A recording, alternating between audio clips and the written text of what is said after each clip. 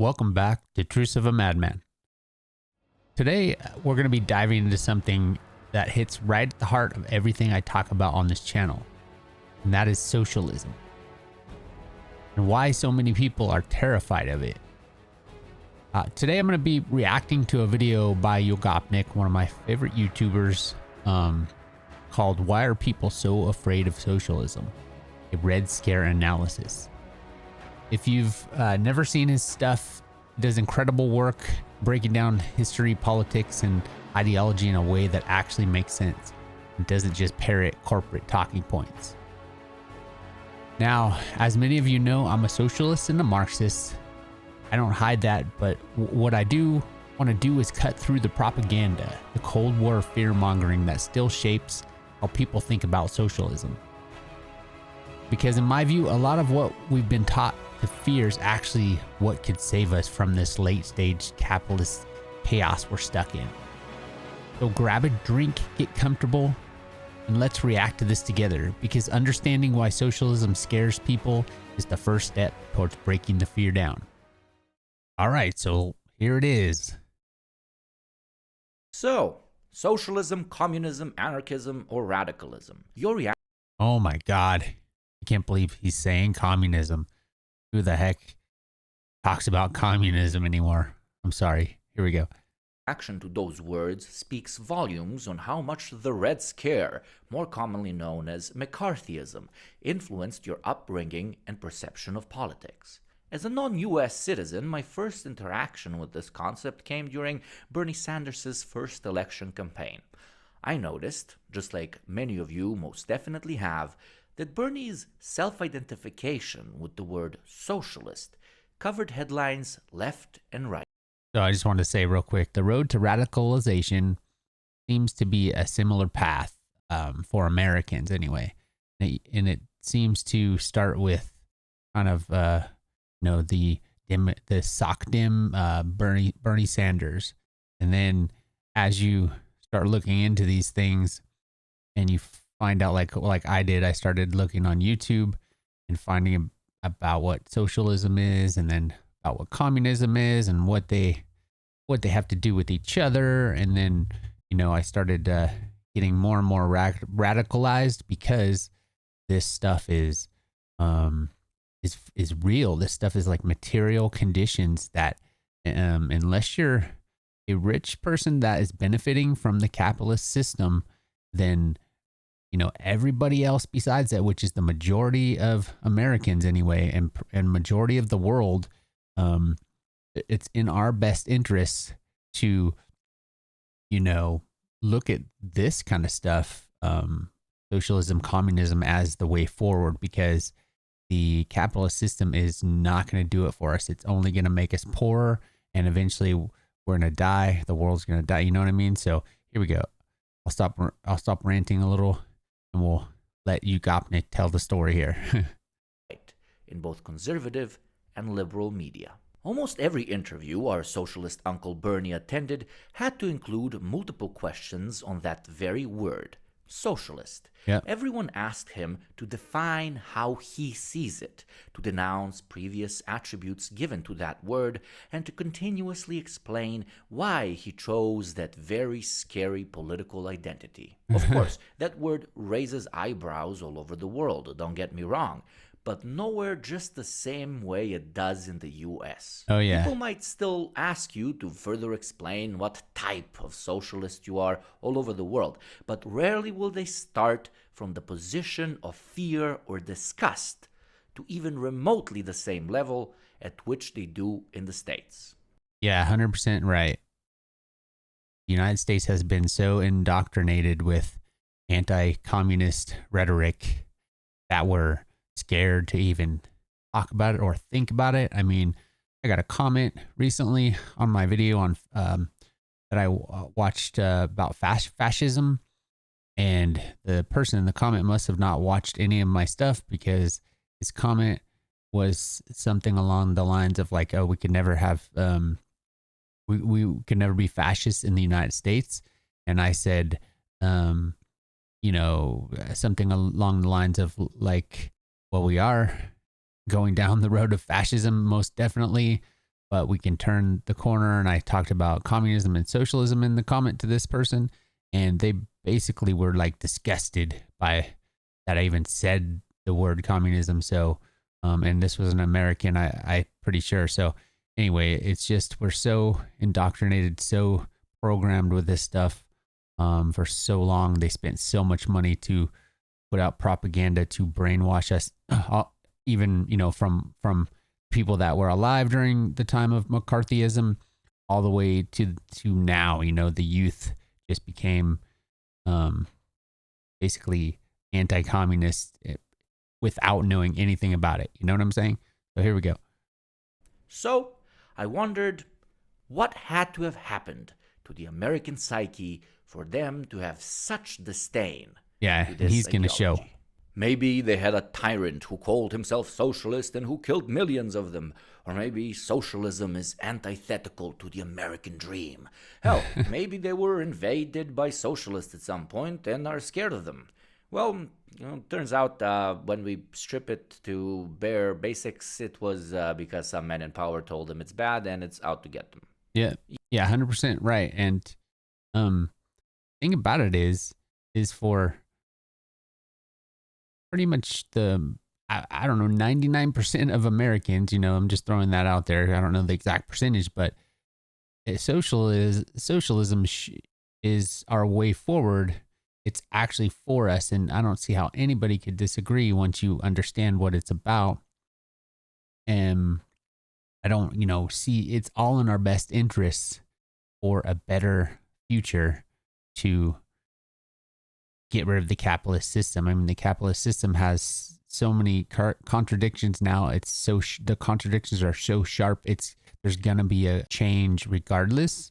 But like, we just need to wake up here in America and understand how this capitalist system is hurting us. It's against us. It needs to change, or otherwise we're doomed. You know what I'm saying? So here we go. Yes, jokes aside, this was a massive multi-decade spanning operation of active sabotage and propaganda, a lot of money put into it, against an idea which was seen as an unacceptable alternative to the system at the time. An idea which could potentially cost a lot of wealthy people the very tools which allow them to stay in power. This myth-creating, scaremongering machine, built by reactionary, conservative, but also liberal elements of the political elite, kept socialist movements of all stripes and nations back to this very day. A machinery which has taught us, if anything else, that spreading false information is far easier than dismantling it.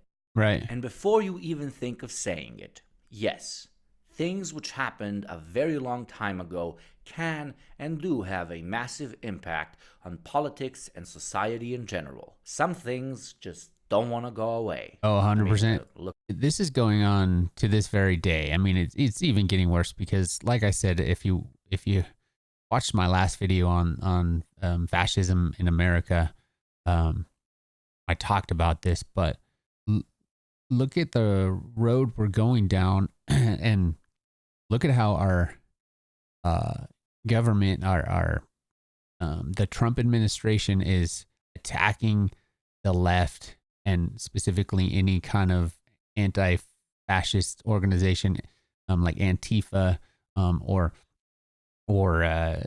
LGBTQ community, you know, immigrants, all of those kinds of things they're attacking. And all of those people fit more with the proletariat than anything else and are more aligned with the left. So I guess what I'm saying is, to this very day, we're attacking the left wing, which is, you know, extremely left wing is communism. Right. But what I wanted to point out is right now, in the reason why we're trying to hit, you know, and basically start a war with Venezuela is because they have a left wing, you know,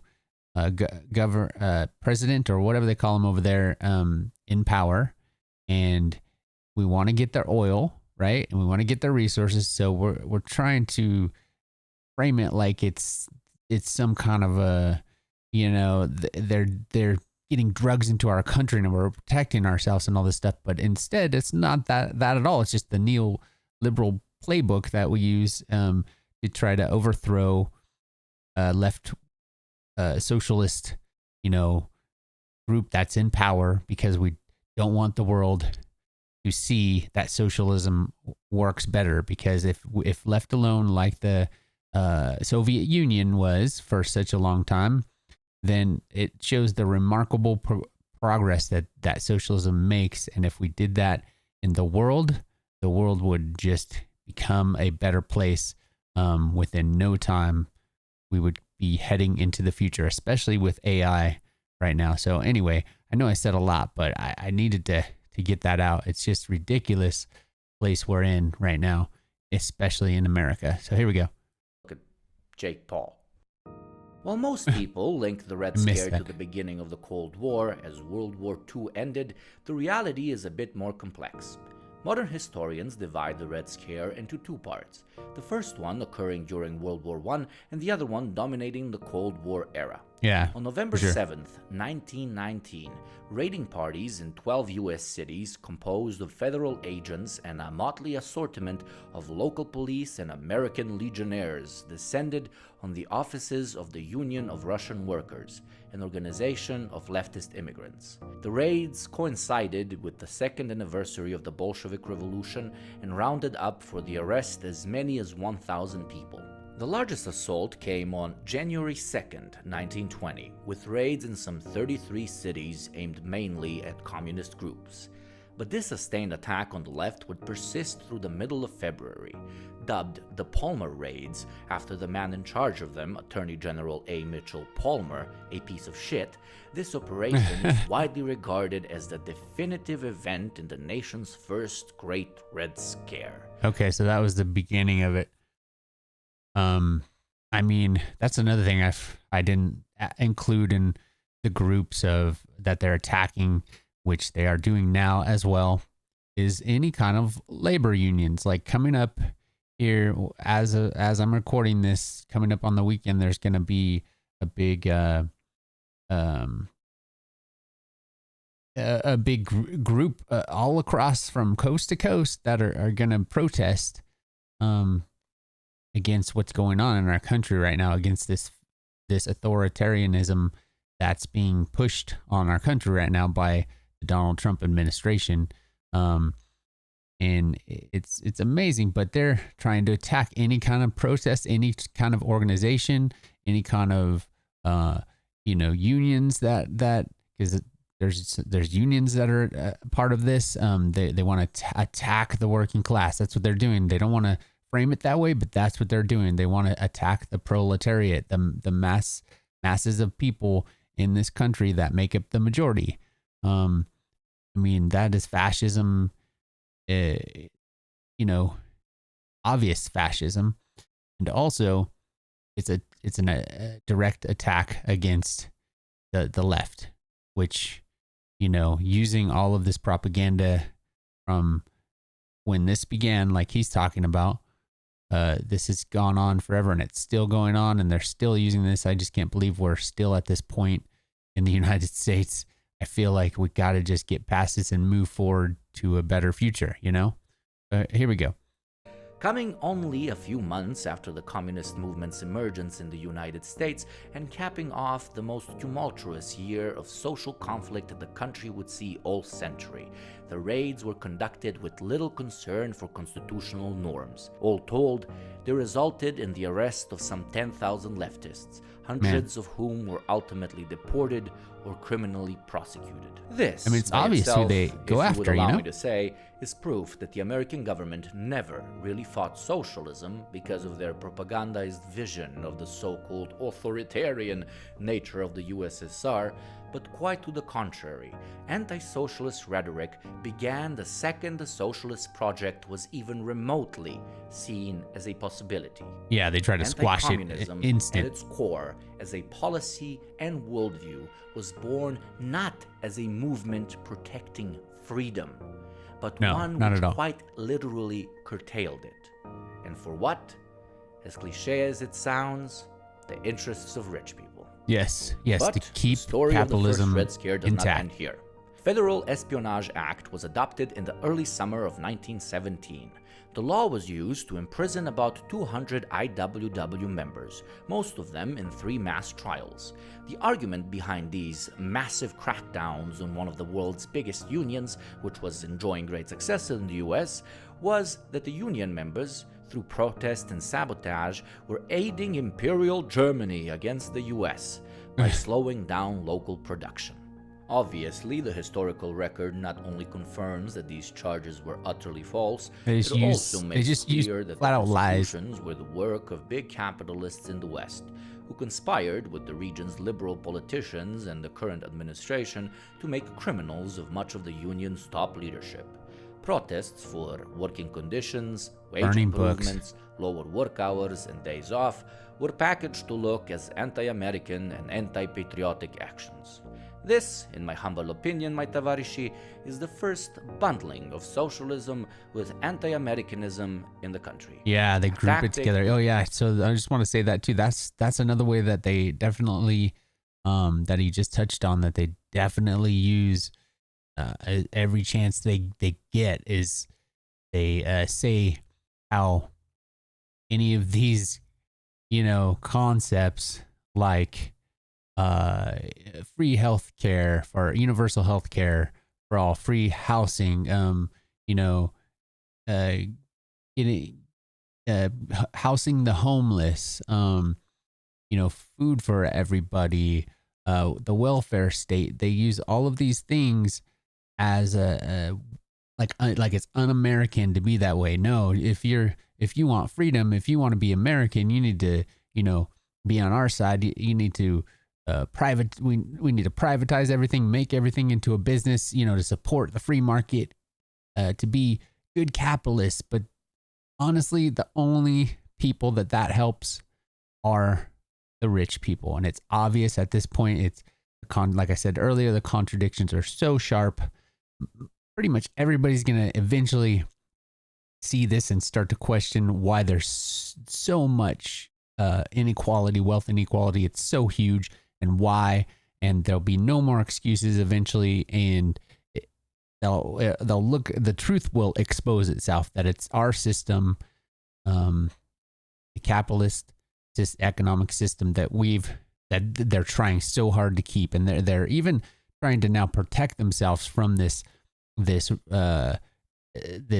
repercussion, this change that is going to come about, because they've pushed, the capitalists have pushed too far, and this stuff is going to just come out now, soon. I don't know exactly when. It could be a bit, unfortunately, especially in America, but I hope I'm alive to see it, So here we go.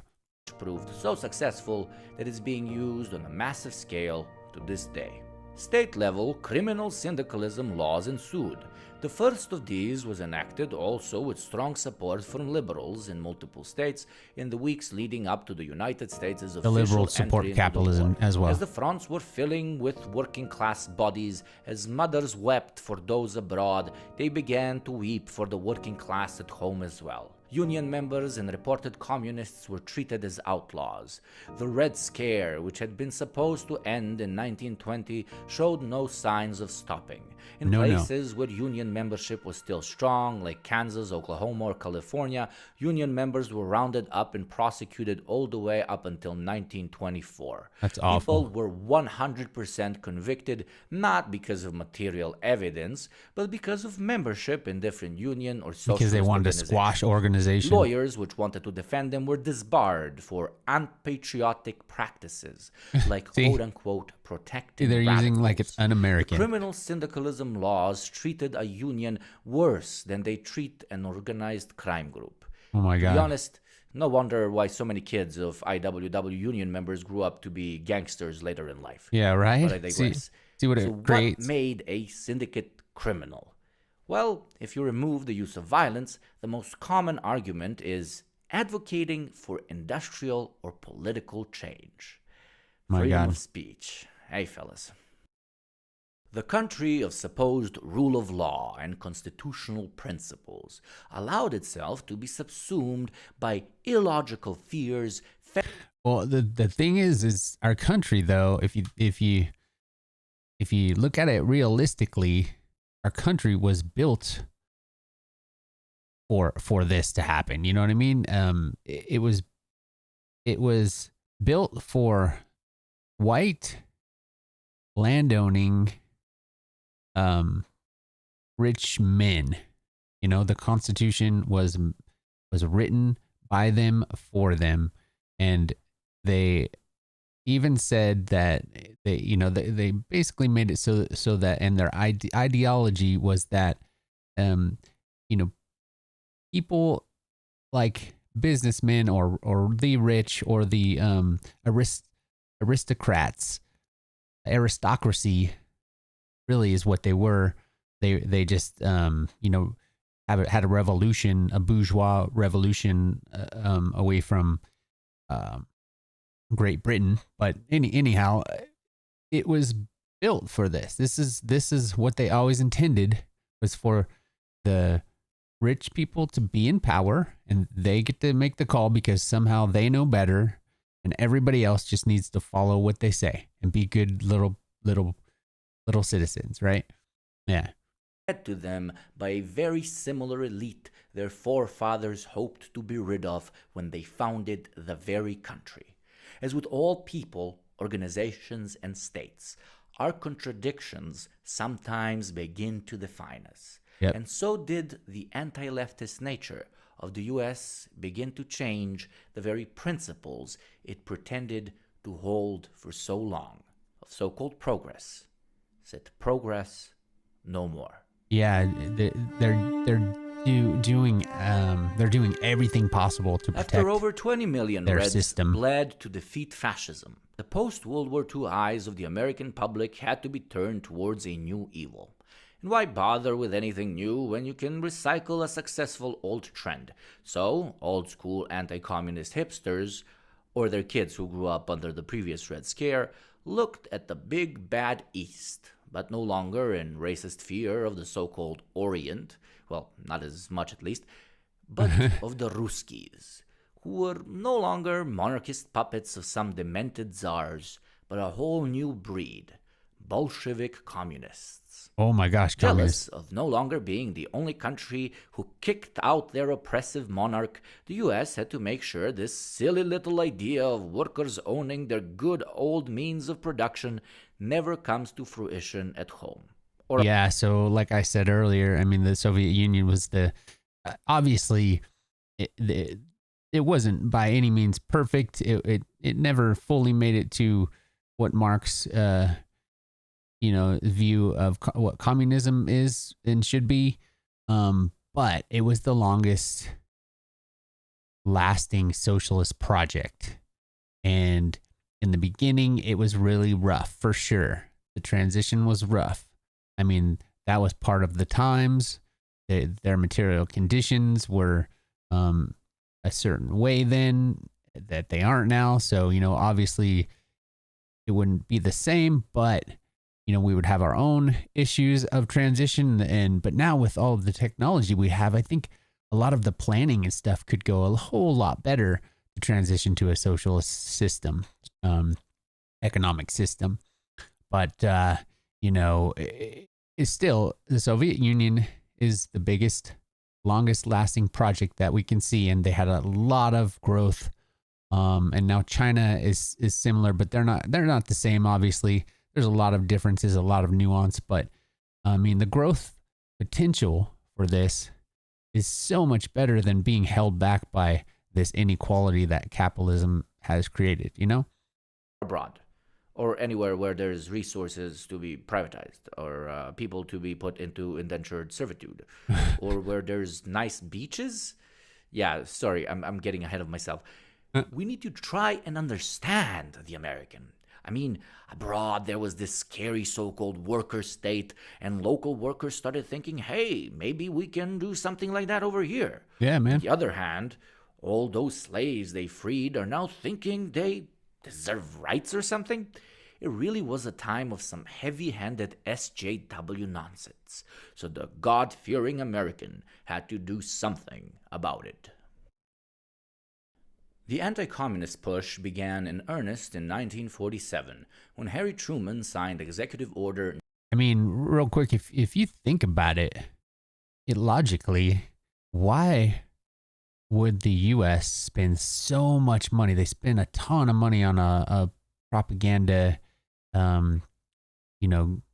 package, if you will, to brainwash the United States citizens, right? And they put so much into this. Why would they do that if they believe that, this communism wouldn't ever work, right? It's pointless. It's a bad system. Everybody that's part of a communist society hates it, and they hate everything about it, and it sucks. And they take your toothbrush and all this kind of rhetoric that they try to tell you how awful it is. Why would they go to so much trouble? They really believed that it would fail and it was no good, right? I mean, think about it. Why would they put so much money into squashing those ideas? They really believe that. So no, I don't think they believe that. I know they didn't believe that. I know they know that it could be better for equality, for all humans, to become more equal. It would take away people becoming billionaires, that ridiculousness of piling up money and just everything that goes with how capitalism works, accumulation of capital by a few while everybody else suffers and pays for it, right? Communism is so much better, or socialism. I mean, eventually it could become communism, but I guess what I'm saying is the US knows that all of this stuff that they told us for so much time is not real. It's just brainwashing. It's lies. It's trying to make something, trying so hard and spending so much money to make something look bad that they know is not really the case, right? So just want to say that.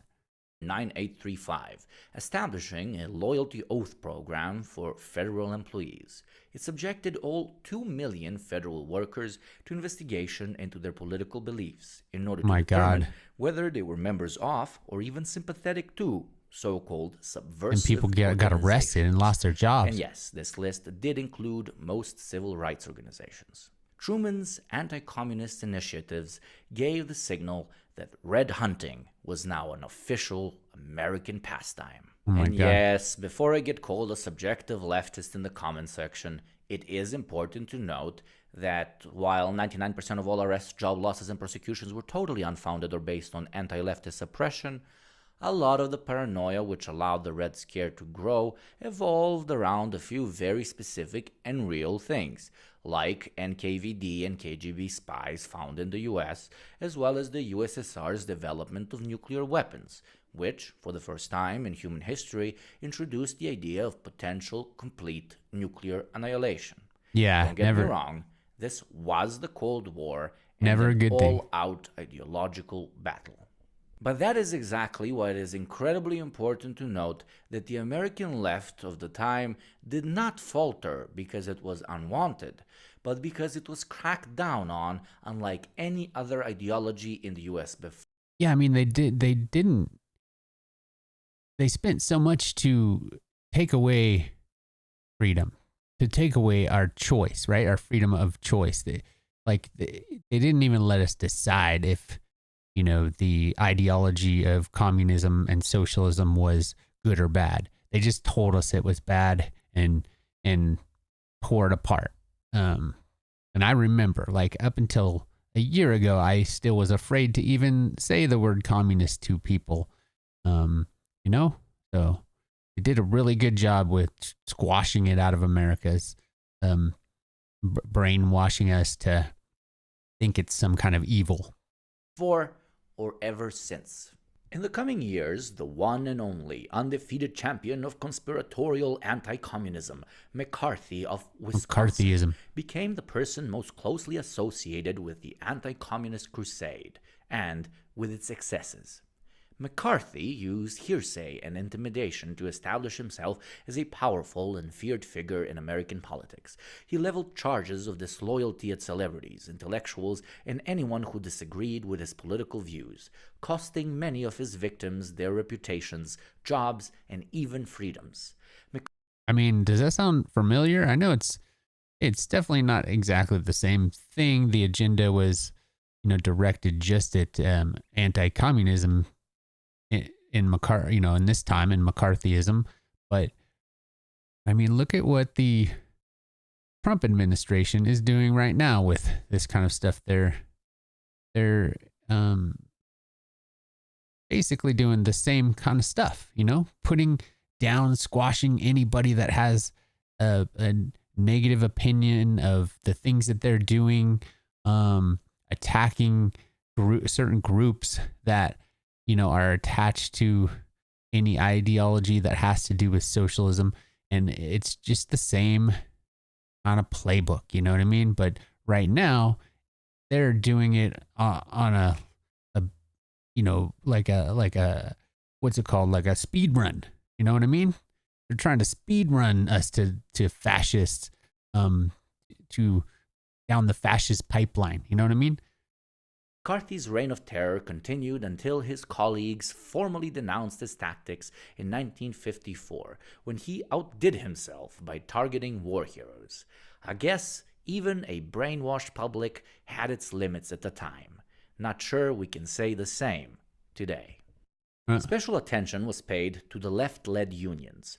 The Taft-Hartley Act required, among other things, that union officers sign affidavits swearing that they were not supporters of the CP and had no relations with organizations advocating for the overthrow of capitalism. If you ever asked yourself why American unions are so apolitical, the answer is rather simple. Because of this. Because they were made to be so. During World War II, the CP had endeared itself to the Union leadership with its militant defense of the no-strike pledge, as necessary for the defeat of fascism. After the war, however, the USSR's geopolitical interests diverged from those of the United States, and many Union leaders were either tossed aside under the new legislature or they betrayed their ideals and joined the Democratic or Republican parties. As CP party and Union members became targets of the entirety of the U.S. government apparatus, more and more attention was directed at black radical and civil rights groups. Before the Red Scare, there was a potent movement for black equality that included the left, most centrally the Communist Party. Based in the new industrial unions, this movement fought for black equality in housing, employment, and at the back. Yeah, so see, now they're turning their eyes over to the African American group, because they need to attack somebody, and they're the next people to go to. You know what I mean? It's just like it's terrible. The blatant, American exceptionalism, I guess is what you'd call it, attaching any kind of socialist ideas or equality for humans, if not even socialists, but just caring about humanity, and groups that do, attaching that to attack. It's so awful, man. And it's just part of their way of basically showing their supremacy, right? And showing how they really want the world to be, which is like a white like the whites are in charge, and the rich specifically are in charge of everything. They say what goes, and everybody else just has to put up with it and deal with it and struggle, right? So anyway, I know I'm ranting a lot, but it's just so frustrating. Ballot box, and linked that fight to the broader struggle against capitalist domination. Yeah, so I guess that's where I was going with that is I know like the Black Panther Party was like a socialist organization. MLK was a socialist. Um, so they kind of were trying to link anybody that was against the status quo and against the way that society was, and trying to make a change in society. Anybody like that would organize together and protest against the status quo. They started just trying to lump them all together, like they're doing now, by the way, in this Trump administration. It's the same thing. They're trying to lump everybody together that is against the status quo and say that they're un-American and say that they're, on the left and they're communists and all this kind of stuff. And it's just such a blatant, it's so obvious, and it's unbelievable. So the anti-communist campaign of the late 1940s, however, crippled this movement, delaying the fall of Jim Crow by a decade or more and narrowing the movement's focus to legal equality, leaving its larger ambitions unfulfilled. While even many liberals in they did such a good job at squashing everything, agreed that racial inequality was intimately bound up with the structure of economic power in American life, the anti-communist crusade had made these sorts of critiques politically radioactive. As the inevitable success of black people's struggle for equal rights became evident, the Red Scare was used to rid the movement of as much socialist and anarchist ideology as possible. Yeah. Racial equality and class equality had been divorced as political visions. The repression of class radicalism during McCarthyism created a void that has defined the taboo of discussing race and class in the same sentence since. Figures like Roy Innis and Floyd McKissick embraced cultural radicalism before signing on to Richard Nixon's so-called black capitalism. Some of the more serious New Left formations, like the Black Panthers or various new communist movement groupings. Now, the Black Panthers had a really good organized group because they had good, good organization with a almost militant style, oh man, I'm trying to look for the word. It was really it's really well done, I guess is what I'm trying to say. And obviously they had a problem because they relied too much on like a leader to keep their movement going, because when they killed their leader, that was it broke up pretty quickly. Or at least it became a lot less than it was. But they did good things for the community. They went out and tried to protect the community. They tried to feed the homeless and take care of their communities. You know what I mean? They were doing socialist projects, so to speak. That's the word I was looking for. They're very disciplined and well organized. So. It would be great if we could have a group like that today, like the Bolsheviks, but like we need a large scale like that could organize everybody together, Man. Attempted to provide an alternative, but their efforts were insufficient to replace the movement destroyed by anti-communism. The second Red Scare succeeded in continuing the troubling efforts of the first. If the first laid a foundation of fear against the unknown, the US government built a Yebeni right-wing skyscraper on top with the second. All discussions of class, of worker and minority solidarity through the vision of international Marxism were now cemented as inherently anti-patriotic, and for the lack of a better word, evil. See how they attached it to that? Today keep talking about some sort of free marketplace of ideas. But that, my tavarishi, cannot exist when the conspiracy of so-called evil socialism is so embedded into the minds of multiple American generations that it will take at least another half century for us to be used to talk about it again. Deprogrammed. Objectively, in the land of burgers. We need to be deprogrammed. The Red Scare 3. While phobia towards most leftist ideas never really went away since the 60s, the end of the Cold War saw a fall in budgets allocated to actively combat domestic ideological diversity. The big bad enemy was now some people over there in the Middle East, and as Russia was now about to become a capitalist utopia, attention was switched in a rather big way. History had ended, as Fukuyama said. Yeah, right. And then it didn't. Today, the US political stage is almost fully characterized through what news anchors like to call political polarization, and what I like to call people being pissed because nothing they were promised is coming to fruition. Right. 65% of Democrats view socialism positively, while only 9% of Republicans hold the same view. As people are seeing through the myth of the American dream and Middle Eastern interventions. I'll tell you what the American dream, like the real American dream, the old American dream under capitalism was only developed in a time when things, the welfare state was robust, and so that was only a limited amount of time before it got gutted to what it is now, just a feeble welfare state. But because it was so robust then, they were able to develop this ideology of an American dream where you could have a nice house and a car and a nice family and live a good life, right? Well, that's gone. It's never coming back under capitalism.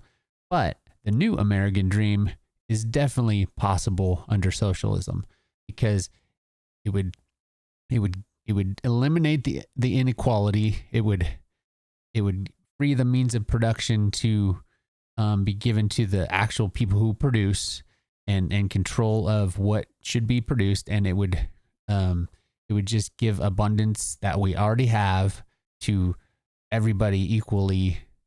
And so the American dream could actually happen, and that would be the new American dream. And so that's how socialism should be sold now to the Americans that are looking for the American dream. It should be sold that socialism is actually the real American dream that's attainable now. We have to get rid of this system that we're under, that is squashing us with a boot of these few people that have so much power, So here we go. The state and corporate apparatus has to find a new type of glue to hold it all together. And Hillary as I Clinton. said previously, Yippee. Why fix something that ain't broken? And a good old Red Scare could do wonders right now. A simple example is the Committee on Present Danger, a long-defunct group that campaigned against the dangers of the Soviet Union back in the 70s and 80s, which has recently been revived with the help of Stephen Bannon, the ex-president's former chief strategist, to warn against the dangers of China. Concerns over China's economic and military boom has very visibly entered into political mainstream. And if Papa YUGOPNIK... They're definitely not going to fool me again at this point. I'm so radicalized. I'm not going to get fooled like China is somehow our enemy, which that is just ridiculous. You know what I mean? They're just trying to make a better world for the future for their people, right? So why don't everybody else in the rest of the world follow that lead instead of treating it like it's some kind of evil or like they're our enemy somehow? It's just America's always trying to be the top dog, look for some kind of enemy that potentially can grab power from us. We want to be a unipolar, world order. And why not be a multipolar world, which is where it's going anyway? Because, like I said, it's the contradictions are too sharp under capitalism, and there's got to be a qualitative change, and it will happen. And just like water, when it changes states from a liquid to a gas, or from a liquid to ice, it it makes a qualitative change. You know what I mean? It's got to, it happens eventually, no matter what. It happens. It's just a matter of time, and the contradictions have to get to the point where it changes qualitatively. You know, so a little bit of theory, but you know what I'm saying. It's true. That's material, dialectical materialism, right there. So here you go. Is going to be right about one thing in this video. Expect a lot of China baiting in the future. Expect a lot of socialists to be called traitors. Enemy number one, I'm telling you. Spies. Expect history to repeat in all its awful detail. And that is where we come into question, my friends. No matter what you think about some country half the world over, or about their ideology or the way it's implemented, Red Scare rhetoric is an almost exclusive domestic function. It wants to divide, it wants to confuse, and it wants to rile up hate amongst people who at the end of the day want the same thing. Bernie's defeat came due to multiple factors, but denying that almost half a century of Red Scare ideas aren't fervently present in both the electoral and potentially revolutionary body of the United States would be abhorrently naive. A serious barrier that confronts the American reader who approaches Marxism is the thought that this is a foreign import and has no place in the history, culture, and traditions of the United States. A fabricated myth. Yep. And as the American comrades like to say, you gotta wake once, shame on you. Fool me twice, shame on me. Well, Tavarishi, if they fool you 3 times, then I guess it's a shame on the whole movement. Yeah. We cannot let that happen.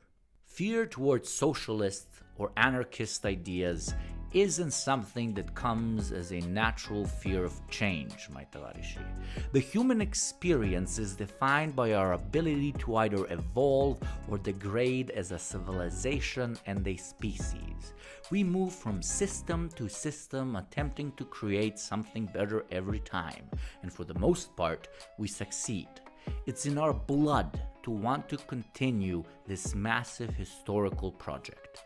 So please, do not accept the concept, even for a second, that revolutionary ideas are something we need to plant into people's heads. No, revolutionary ideas are there until they become suppressed. Fear towards socialism should be analyzed the same way homophobia, xenophobia, or transphobia is. Yeah. Those are not rational fears born out of some sort of inherently conservative nature. These are semi-conspiratorial, quasi-scientific ideas which have been passed down generation to generation and must be smashed without a smidge of mercy. Well, thank you. Oh yeah, okay. So we're gonna end it right there. But man, that was great. I love YUGOPNIK's channel. I love his content. I'll put the link to this video in my description, then you can go check out his channel. Definitely check it out. He's got some great videos. So I hope you guys enjoyed this. I hope I didn't go off on too many rants, but you know, this stuff is very serious to me. I just can't believe that more people aren't waking up here in America, what's really going on and where we really need to go to survive and to have a better future for us all. So I hope everybody out there can wake up, you know? And I hope you enjoyed this. See you next time. Workers of the world unite.